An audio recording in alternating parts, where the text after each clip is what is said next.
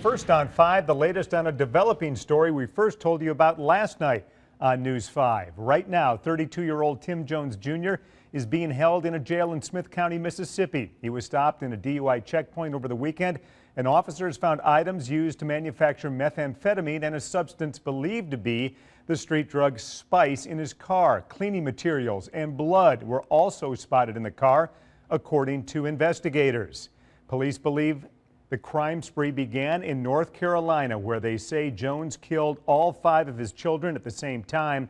After being detained in Mississippi, Jones led investigators yesterday to a dirt road in the Oak Hill community of Wilcox County, where the bodies of the children ages 1 to 8 were discovered. It's not known how long the bodies had been there.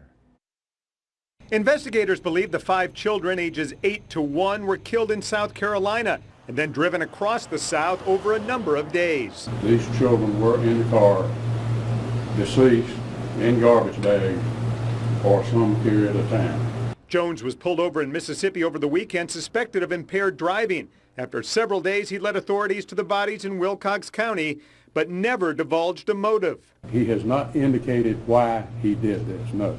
Jones had primary custody of the children, so an Amber Alert was never issued when they disappeared a week ago. The primary reason that Amber Alert is not appropriate in this case is because, again, it was not an abduction by someone who did not have legal custody or control of the children. It was the father.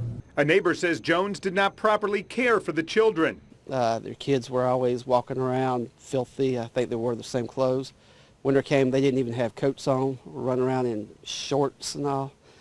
Little boy always had diapers hanging down to the ground full of dirt.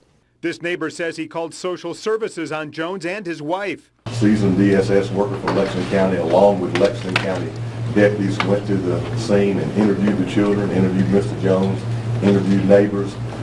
At that time, there was nothing to alarm them immediately. There was nothing that showed that the children were any kind of imminent danger or peril at that time. Investigators say Jones may have been using the drug spice. They say he went to Mississippi because he had family there.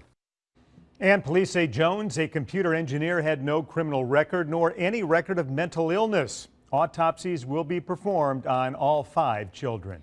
As Pete just mentioned, the bodies of the 5 children were dumped in southwest Alabama in the rural Oak Hill community. People there have spent the day talking about the most horrific crime to ever hit Wilcox County. News 5's Chad Petrie has more from Oak Hill.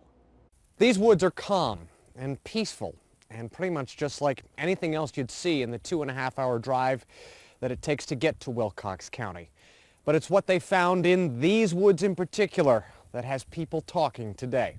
From the front pages to the lead story on local news, everyone at Miss Kitty's restaurant is talking about this terrible crime. They want to know why this would happen, to kids. I'm still in shock, and I just think it's just horrible. I can't think of anything more horrific, horrible that I've heard in these parts around here. This is just a random gravel road off State Highway 10, leading to rough, rural terrain. Yesterday, this place was covered with lawmen, and today it's as empty as it usually is. It's unbelievable that something like this would happen in this area from someone that came so far away in such a rural area that's unknown to most people. This discovery is most upsetting to parents. Upset at the fact that someone can do this to their own kids. Some call for harsh punishment if Tim Jones Jr. is convicted. I think they ought to hang him. I think, capital punishment. All anyone can do after a discovery like this is offer their prayers. In Wilcox County, Chad Petrie, News 5. Autopsies are expected to be performed tomorrow in South Carolina.